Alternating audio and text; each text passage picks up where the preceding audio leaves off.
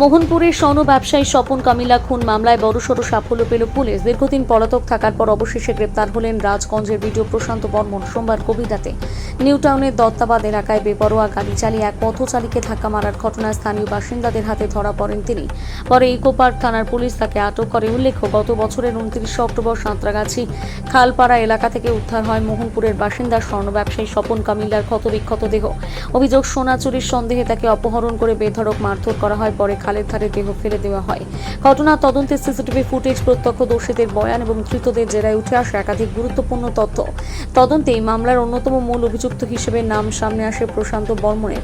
Kolkata high court এবং পরে supreme কোর্টে তাকে আত্মসমর্পণের নির্দেশ দিলে দীর্ঘদিন ধরে তিনি গা ঢাকা দিয়েছিলেন। অবশেষে নিউ টাউনে দুর্ঘটনা ঘটানোর পর পুলিশের জালে ধরা পড়েন এই ভিডিও প্রশান্ত বর্মনের। গ্রেপ্তারের পর কিছুটা স্বস্তি ফিরেছে স্বপন কামিলার পরিবারের লোকজন। মৃতের স্ত্রী দাবি করেছেন, সমস্ত তথ্য প্রমাণ থাকা সত্ত্বেও এতদিন পুলিশ কোনো কার্যকর পদক্ষেপ নেয়নি। তার বক্তব্য, নতুন সরকার ক্ষমতায় আসার পর অভিযুক্তকে গ্রেপ্তার করা সম্ভব হয়েছে। এদিকে স্বামীর খুনিদের কঠোর শাস্তি এবং ফাঁসির দাবি জানিয়েছেন তিনি। পাশাপাশি মুখ্যমন্ত্রী শুভেন্দু অধিকারীর কাছে আর্থিক সহায়তা আবেদন জানিয়েছেন মৃতের স্ত্রী। বর্তমানে এক ছেলে এক মেয়ে, বৃদ্ধ শাশুড়ি এবং বৃদ্ধ বাবাকে নিয়ে চরম আর্থিক সংকটের মধ্যে দিয়ে দিন কাটছে তাদের সংসারের। সরকারের সহায়তা পেলে পরিবারটি কিছুটা হলে স্বস্তি পাবে বলে আশা প্রকাশ করছেন তিনি। আমি এই প্রশাসনকে বলবো যে সে প্রশাসন আজ পর্যন্ত তাকে অ্যারেস্ট করছিল না। আজ 8 মাস হইলো আমার স্বামীর মৃত্যু 8 মাস হয়ে গেল। প্রশাসন আজ পর্যন্ত কিছু করছিল না। বিজেপি সরকার এলা পরে ও অ্যারেস্ট भी হচ্ছে। যে ব্যক্তি অ্যারেস্ট করেছেন আমি তাকে অশেষ ধন্যবাদ জানাই। আজ পর্যন্ত অ্যারেস্ট হচ্ছে না, সব প্রমাণ তার কাছে ছিল, সরকার কাছে ছিল। আমার স্বামীর হত্যা নিয়ে প্রশান্ত বর্মনই আমার স্বামীর হত্যা করেছে, প্রশান্ত বর্মনই হত্যা করেছে, সব মিলেমিশে হত্যা করেছে। সিসিটিভি ফুটেজ আছে, সবু তার বিরুদ্ধে ଅଛି। তথাপি আজ পর্যন্ত সরকার তাকে অ্যারেস্ট করেছিল না। কারণটা কি আমি বুঝতে পারছিলাম না, কিন্তু সে সত্যিকারের দোষী। আজকে অ্যারেস্ট হয়েছে, কি চাইবেন? আমি তার ফাঁসি দণ্ড চাই। আমার যে সকাকত্রী ছড়ে লেইছিল, ସବୁଦିନ ପାଇଁ ମତେ ବିଧବା କରିଦେଇଛନ୍।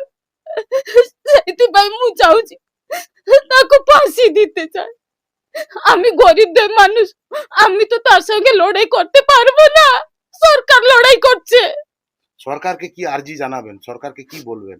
সরকারকে ধন্যবাদ জানাবে তাকে অ্যারেস্ট করার জন্য।